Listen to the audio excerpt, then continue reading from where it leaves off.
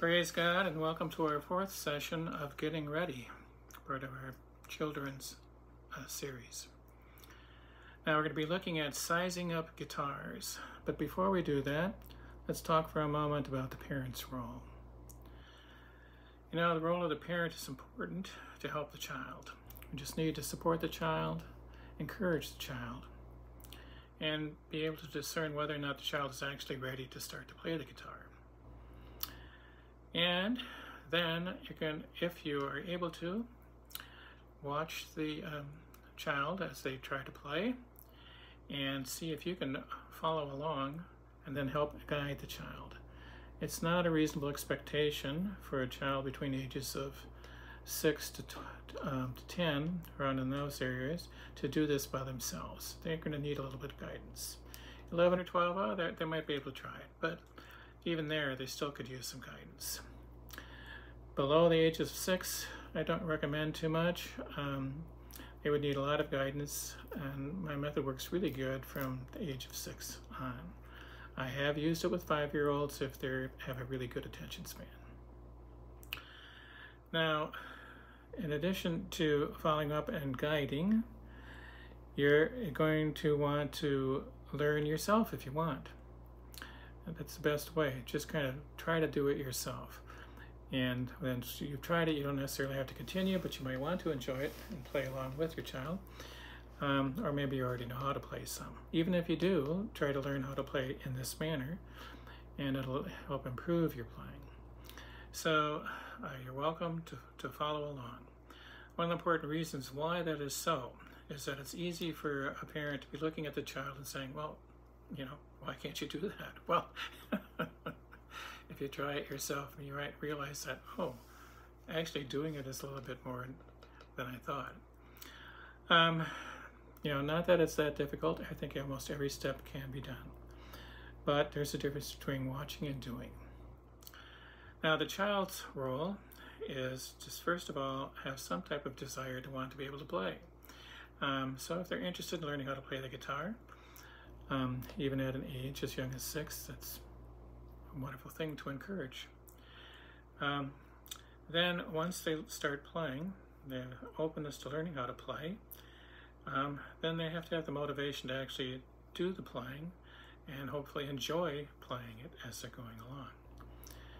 And then from there on, it's continuing to learn how to play.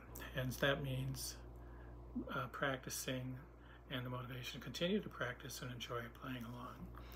The pace that the children do it can vary. That doesn't really matter as much. Some will be less motivated than others, but it doesn't always turn out the way that the most motivated child is the one who continues. It's just really those who continue along and continue for the long term that stick with it and learn how to play well, and some get more and more motivated as they go. So just kind of, you know, each child is different, and we evaluate that as we go along. Now let's take a look at guitars. There's 3 different types of guitars. You have your electric guitars, you have your acoustic guitars, and nylon string guitars, or classical guitars. What's the difference? Well, the electric guitars usually have a longer neck, and they have steel strings, and of course you have to plug them into an amplifier. The acoustic guitars have steel strings, and their neck is a little bit narrower, like an electric guitar.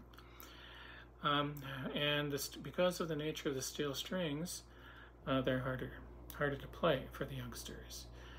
So I encourage starting with the classical guitar, the nylon string guitar, because it's the easiest to play, and you can proceed from the nylon string guitar to the steel string or the electric guitar very easily. Whereas if you start with an electric or steel string, learning how to pick and do other things on a nylon string guitar with the right hand, it's not so easy, and it's an adjustment for the left hand. It can be done, of course, but it's just overall, the nylon string is better. And one more reason for why that nylon string is better for the child is that the music that you play is children's music, and so it's more suitable for the age. Whereas most of the time, if you're playing steel string guitar, you're trying to play chords, that's better for singing and playing, which usually can come a couple of years later down the line.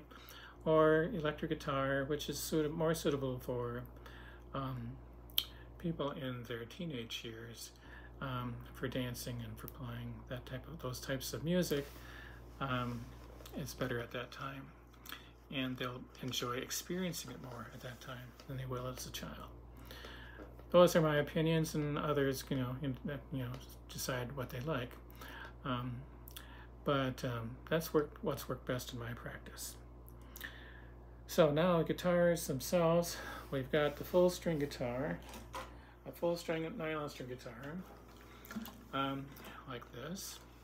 It has nylon strings, and then the body of the guitar is full-sized. Now, when you come to the children's guitars, they will come smaller. So here's the children's guitar, and this is kind of like a 3/4 sized guitar. So the body is smaller, this part, and the neck's a little bit narrower. And these guitars can be tuned to the concert pitch, or sometimes they tune them higher. There is a guitar that's a little smaller than this. That's like 54 centimeters in the body and length, I should say. And so it's that is even smaller than this. And now I've got a really small guitar. This is it's not really a guitar. They call it a guitar L. It's kind of a combination of a guitar and a ukulele. It's really small. So if you have a child who's 4 or 5 years old, that might be something if you don't have access to a regular guitar. This has 6 strings like a regular guitar as opposed to a ukulele. So we want a small guitar. Now, how do you decide which one to choose? Well, you can look at the child and measure from the waist to under the arm. This is the key thing. If they're short, then they'll need a smaller guitar. If they're tall and lanky, they can go with a larger guitar. So waist to the arm, right under the body. That's the first thing to look at. The second thing is what's going to happen when you hold the guitar. So if we take a guitar and we place it in the child's lap and then move, so this part of the body of the guitar goes between their legs, not on the side, like a folk player with a steel string guitar, but between their legs. Then you can put the arm over and you can see what happens on a full size. But if you have a child and you put this in, a full-size guitar is likely to be too big, and the danger zone is that if the arm is up too high. Obviously you don't want it leaning up. That is uncomfortable. It has to be still in a regular spot and still fits with the guitar. So if we have a smaller guitar, then for the child, place it down here, the arm comes over and it fits well on the right arm. So we're talking about the length from the waist to the under the arm, getting the guitar between her legs, and then this right arm resting on the guitar in a comfortable position. Now, if the guitar is too small, you can have a little guitar like this. It's way down, and now it's way too far. When the body of the guitar is dropped down too far and doesn't work, so the body of the guitar needs to be up in this area so the child can rest their arm on this. This is the problem with the really small guitars, is that you end up having to hold it off to the side or something. It doesn't really fit. So too small. Depends on the body size from the waist to under the arm. Now the other thing to consider is what happens with the fingers when the child places their fingers down on the fretboard. So if we have a full-size guitar, and let me see if I can adjust this, and we put it up like this, and we put our fingers down on the first fret, can the child put their first finger down, the second finger on the second fret, the third finger on the third fret, the fourth finger on the fourth fret? Often the child can't because their fingers are too small, or they have to stretch so far that it's very uncomfortable for them. So then we're going to need to move the fingers up. Now, a smaller guitar might make a difference because that neck is a little bit further closer to them. So on a smaller guitar, now they can put their fingers down. They might be able to do that. So there's quite a few children who can fit a slightly smaller guitar, and their fingers will fit, and they can put down the finger on each fret and keep it there, and it will fit. It'll be okay for them to do. So we have to keep in mind the finger size as well as the arm in relationship to the body. Now, things that we need. In addition to the guitar, we'll need a footrest.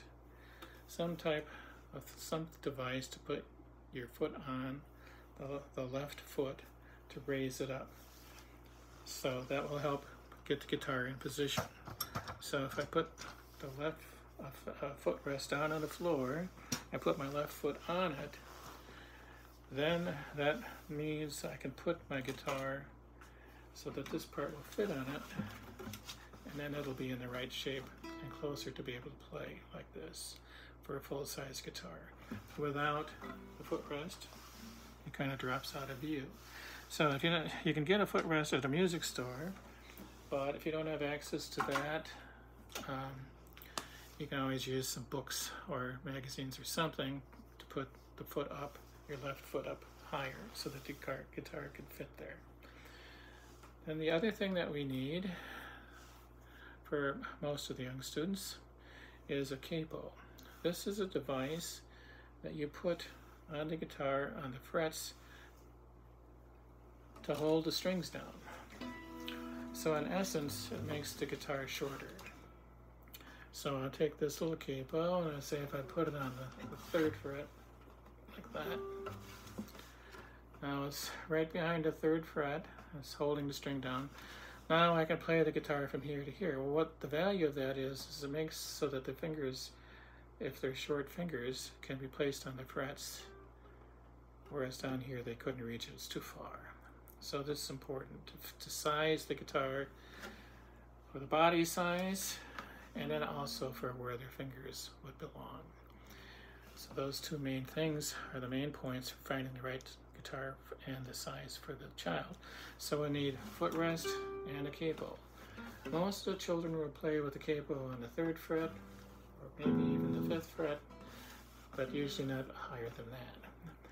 And then it's just the guitar size, full-sized or 3/4 size, or whatever, that's needed to check into to make sure that it works for each child.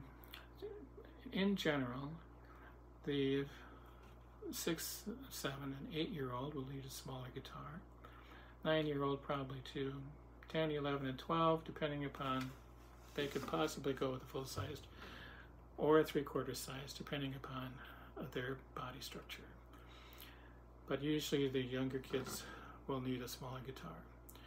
Now for guitar study, it's a little better than, say, for violin or something, because there you'd have a different sized instrument for all of the different growth stages. Whereas for us with the capo, we can just move it up and down. As the child grows, we move the capo down the neck, and then pretty soon they're at the full-sized territory. They don't need a capo anymore to be able to play. So we really usually only need one small guitar and then a full-size guitar. Then after that, you can, after playing a full-size guitar with the nylon strings, then people can experiment with steel strings and electric guitars and so forth for the different styles of music that they may want to play. So there you have it, some of my ideas on how to get ready on the parent's role, the child's role, and sizing up guitars, the need for a footrest, and the need for a capo. All right, we'll follow this up with another tape on how to sit and get ready before we can play the guitar and what to do with our left arm. That'll be next. Take care, thanks, and God bless.